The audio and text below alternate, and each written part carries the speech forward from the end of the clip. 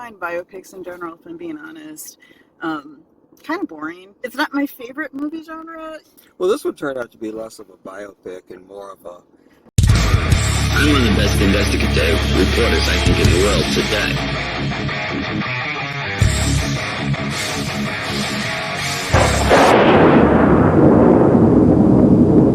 We saw another movie lately. What did we see?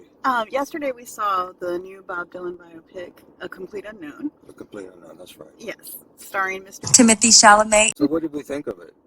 We liked it. I find biopics in general, if I'm being honest, kind of boring. It's not my favorite movie genre.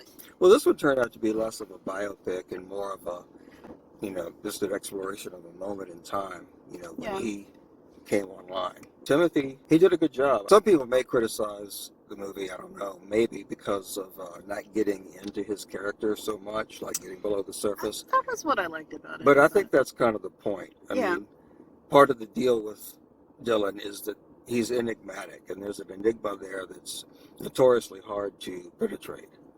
And this movie, instead of showing the man behind the curtain or taking a stab at it and failing, I think it interpreted his enigma as part of his real story.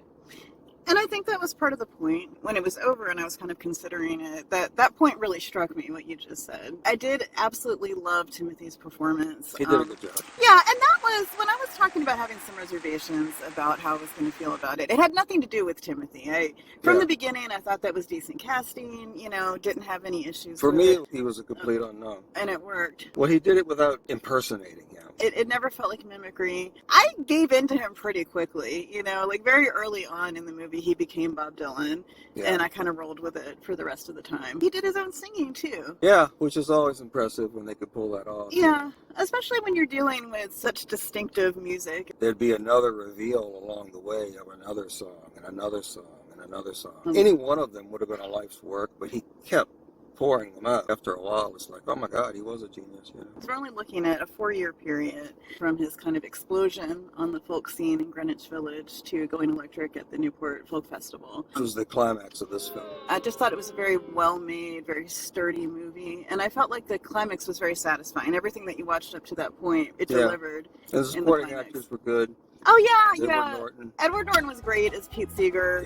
Surprisingly, nothing against Edward Norton, but it's like who would think that, but he was very transformed in that role. He was very transformed. He looked a little bit like Carl Malden. That was distracting me a tad during the movie, not going to lie. But I thought he was great. And it's interesting because I remember they had originally announced Benedict Cumberbatch, Patch, or is it Batch or Patch? Cumberbatch. Cumberbatch. I always want to say Patch. Had originally been cast as Pete Seeger. And that would have been interesting. Yeah, and you can see it, it's a casting choice that makes sense for sure. But I'm kind of glad, as much as I love Benedict, I'm kind of glad that didn't work out because I just thought there was something really delightful about Ed Norton. Yeah, I like what we got. Yeah. I thought he was pitch perfect. They were going to use Brad Pitt, but... Well, oftentimes the biopics that do end up working for me are the ones that pick a moment in time. They pick some small aspect of this person's life that tells a bigger story about them, rather than trying to cram somebody's entire life into 2 hours. I don't think you can really do that successfully very often. Yeah, and you're almost forced to be formulaic.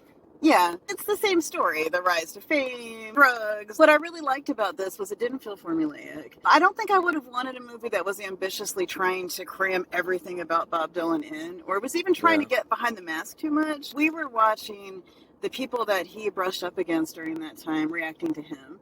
And the movie was kind of reacting to him. It was observing him more than it was trying to get in his head. Right. And I appreciated that because I think with Bob Dylan, that is really the only way to tell his story. He's a complete unknown at the beginning of the movie, and he was a complete unknown at the end, too.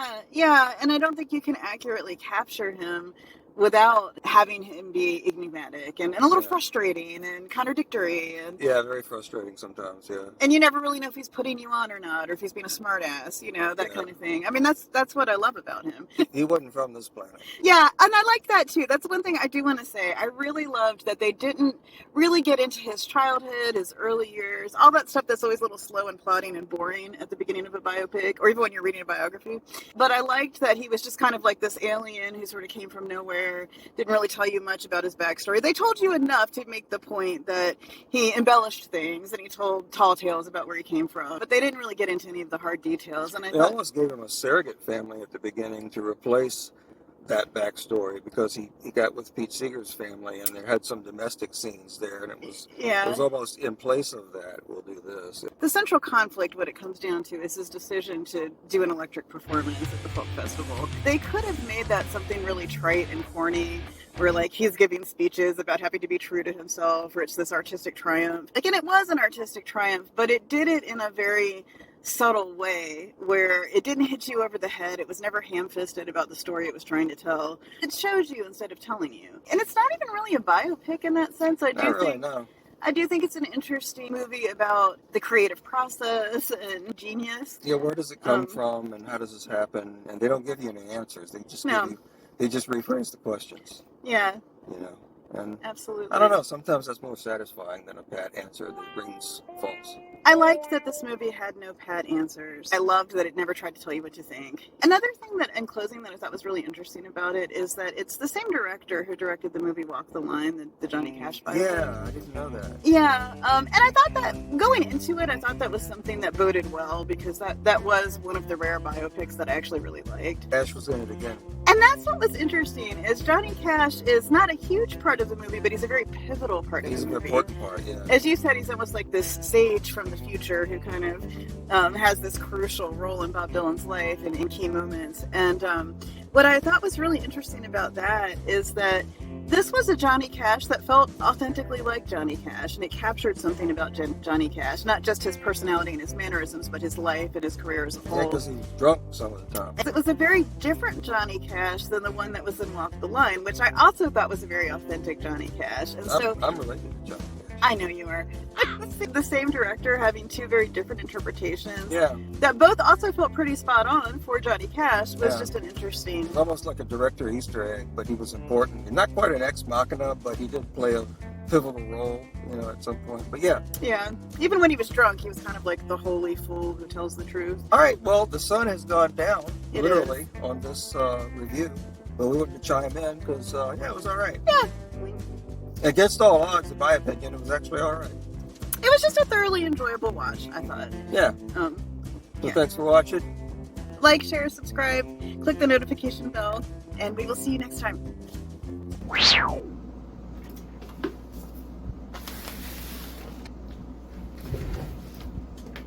You thought they were all kidding you. You used to laugh about everybody was hanging out. Now you don't talk so loud. Now you don't seem so proud about having to scrounge your next meal. How does it feel to be on your own with no direction home? To be on without a home, like a complete unknown, like a rolling stone, like a rolling stone. It doesn't have to end here. Click on one of the videos below for all this and more. And we'd love to have you like, share, and subscribe. And maybe even join so we can put some more gas in this thing.